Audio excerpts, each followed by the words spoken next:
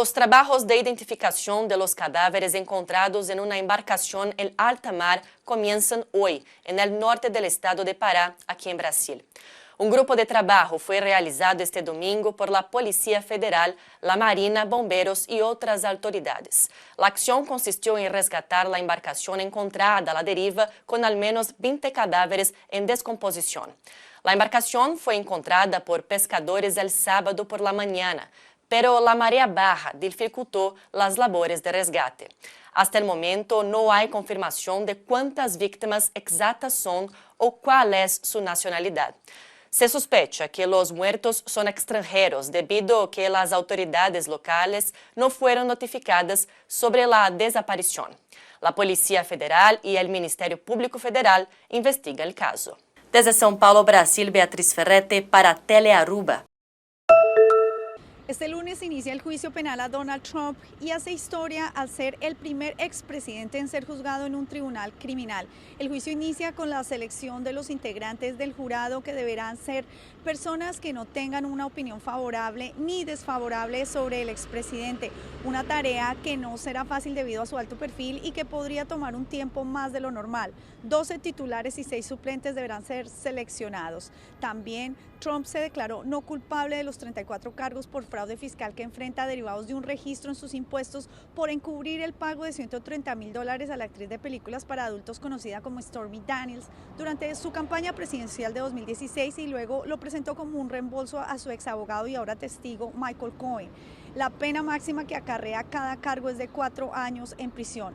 Luego de advertencias del FBI de posibles ataques terroristas en territorio estadounidense y de la atención que recibió el juicio civil de Trump el pasado mes de noviembre, varias agencias, incluida la Policía de Nueva York y el Servicio Secreto, implementarán un operativo de seguridad para el traslado del exmandatario al Tribunal Estatal de Nueva York. El expresidente ha manifestado querer testificar en este juicio, pero faltará ver si sus abogados lo creen conveniente en el transcurso de esta misma diligencia. Desde Nueva York, Ángela González, de La Voz de América para Telearuba. Ha sido una larga noche en Israel. Ya antes de las 7 de la mañana, con la reapertura de su espacio aéreo, las fuerzas israelíes brindaron su balance del contraataque iraní. Aseguran que las defensas aéreas interceptaron el 99% de los más de 300 drones y misiles lanzados por Irán, entre los que hubo 170 drones, 30 misiles de crucero y 120 misiles balísticos. Proyectiles a los que se sumaron drones, misiles, cohetes desde otras posiciones proiraníes en Irak, Yemen y Líbano.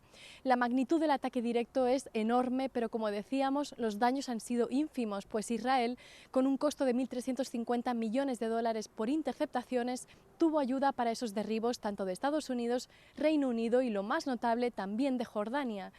Solo la base aérea de Nevatim en el Negev fue alcanzada por misiles balísticos sin afectar su funcionamiento, y en esa misma zona una niña beduina de 7 años fue la única persona herida grave, pues mientras dormía recibió en la cabeza el impacto de metralla de un derribo y tuvo que ser operada.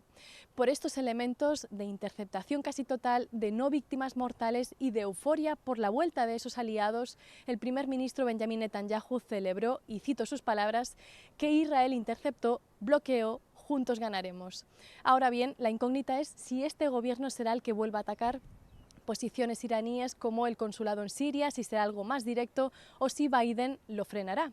El ala más ultraderechista de la coalición, en concreto sus ministros de Seguridad y Finanzas, ya le han exigido un ataque aplastante contra Irán, pero Estados Unidos, es lo que al menos ha trascendido, habría advertido que no participará en una escalada, mientras que distintas autoridades iraníes han seguido reiterando que con este ataque ya han expuesto su punto, pero que si Israel responde, su operación será mayor. Desde Jerusalén, Yanira Gómez Muñoz para Telearuba.